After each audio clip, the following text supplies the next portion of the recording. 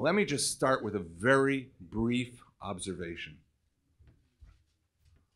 When I served in the United Nations in the 1990s, the UN was going through a kind of introspective moment, trying to think about how it was that terrible, heinous crimes of violence transpired in that decade, from Rwanda to Srebrenica in Bosnia. And the UN, frankly, had been ineffective, and it admitted it, including its Secretary General at the time, Kofi Annan. There were commissions put together, investigations of why those wars produced such huge amounts of deaths on a scale that we hadn't seen since the Second World War. When I served here, I had two U.S. counterparts. One of them is no longer with us, Ambassador Richard Holbrooke. And we sat together and he gave me his book on the Dayton Accords and resolving the Bosnian conflict. And if you read the very beginning of his book, and he and I spoke about this, he raises a fascinating point relevant for today, relevant for our meeting today. He writes that when the Bosnian War started, as Yugoslavia broke up, there were a number of pundits, authors, commentators who said that the war between Croats and Serbs and Muslims was a product of ancient hatreds. And this became very also accepted norm and wisdom in the U.S. Department of State at the time. Now, Holbrooke totally rejected this. And he said, no, the Bosnian War was a product of a deliberate policy of incitement by the Serbian leadership at the time. In other words, he connected the dots. Incitement leads to violence, and in some cases, leads to genocide. And so perhaps in the spirit of Ambassador Holbrooke, who served his country well and served the world community so well, and in the spirit of our wanting to understand how we prevent conflicts from going to that level, those dimensions, we're convening here today to speak about incitement to violence and incitement to terror. Now, let me just add one last point. I'm very pleased that the United Nations opened up this facility for us to see, to meet here, and to have this event. I think it would have been better had a representative of the Secretary General attended this session to receive what we're talking about. Because after all, this discussion is a direct product of the UN's own introspection 20 years ago. So I'll stop here and let me turn the floor over to Ambassador Ron Prosor, who you all know, and therefore I will not go into the whole detailed bio. But I just want to say one thing about Ron in front of him. In Israel, where we have so many opinions and so much debate, and you turn on the TV and you can get a headache sometimes, there is one very strong point of consensus that Ron Prosor is one of the finest diplomats Israel ever sent abroad. And we are honored to have him representing us at the United Nations today. Ron? Ladies and gentlemen, first and foremost, this is a real privilege to welcome you to this important conference. And I think this event is an extraordinary opportunity for all of us to meet, like Dore said, in the halls of the United Nations and share our collective insights concerning the combating of global incitement. Ladies and gentlemen, 64 years ago, the United Nations ratified the Convention on the Prevention and Punishment of the Crime of Genocide. The convention was written with the horrors of the Holocaust still fresh in the minds of the international community. One of the convention's key provisions made it a crime to directly and publicly incite to commit genocide. Last August, Iran's President Mahmoud Ahmadinejad went on public TV and insisted, and I quote, "The very existence of the Zionist regime is an affront to all world nations."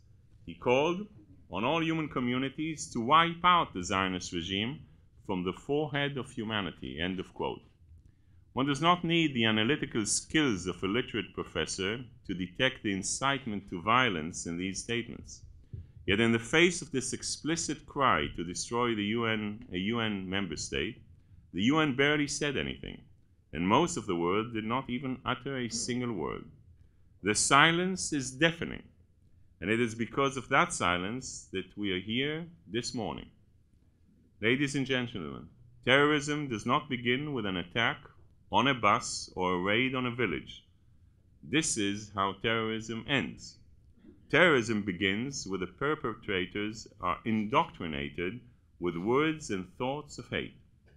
It begins when prominent sheikhs claim that it is a, and I quote, sacred duty to slaughter Christians, and it is not a taboo to rape Christian women. It begins when Ayatollah Abdallah Javadi Amuli, a clerk based in Tehran, tells his students that homosexuals are subhuman, inferior to even dogs and pigs. It begins when people like Maulana Fazul Rahman, a prominent Pakistani imam, and if you see, I make a point on really naming the people and not just giving you generalities, tells thousands of viewers on public television, and I quote, "When the Jews are wiped out, the world will be purified and the sun of peace will begin to rise," end of quote. This is the kind of incitement that is poisoning the hearts and minds of the next generation, day in and day out. In classrooms, in textbooks, in houses of worship across the globe, children are being taught to hate instead of peace, violence instead of tolerance, and martyrdom instead of mutual understanding. And as technology evolves, so does the threat of incitement. 20 years ago, the Hutus in Rwanda used radio stations to label the Tutsis as cockroaches and to identify the individual Tutsis to be publicly slaughtered. Today, as we speak, Al-Qaeda splinter groups are publicizing terror attacks on Twitter and turning their perpetrators into jihadi celebrities. In this new millennium, we face a new frontier of terrorism. Extremist groups have exploited the internet and viral videos to spread the virus of incitement. Yet while our enemies have embraced the technology of the future, our thinking about terrorism remains mirrored in the past. Ladies and gentlemen, it is time for an update. Contrary to conventional wisdom, counterterrorism does not just mean combating terrorists wherever they seek to strike. It does not just mean dismantling the terrorist infrastructure and going after those who finance and support it. True counterterrorism means disrupting the ecosystem of extremism in which terror thrives. It means advancing education that teaches coexistence and peace. It means speaking out against clerics who preach bigotry and intolerance, even when it is politically inconvenient. And most importantly, it means recognizing the danger inherent in simple statements of prejudice. In the right hands, these words can be as dangerous as a sword or a suicide belt. The Jewish people know all too well that before a nation is dehumanized by the barrel of a gun, they are dehumanized by words and thoughts of hate. Just as the international community has an obligation to bring terrorists to justice, it must also pursue those who build the foundations of terror by teaching children to detest and despise. We have already lost an entire generation to incitement. Today, those of us here proclaim loudly and clearly that we cannot afford to lose another.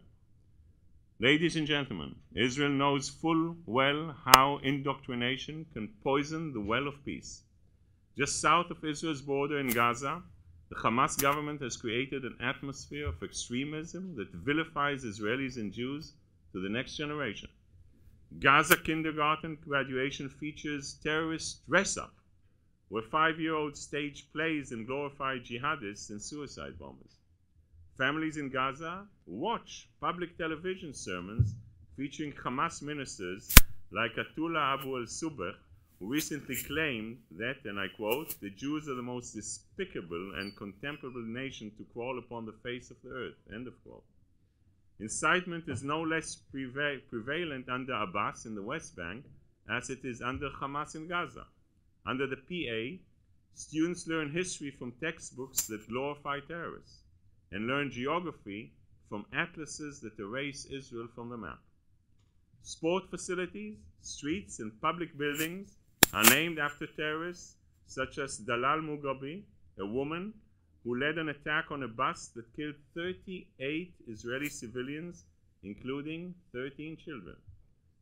Imagine if the Norwegian government named a playground after Andreas Breivik, or if the US named a park after Charles Manson. What kind of message would that send to children who play there?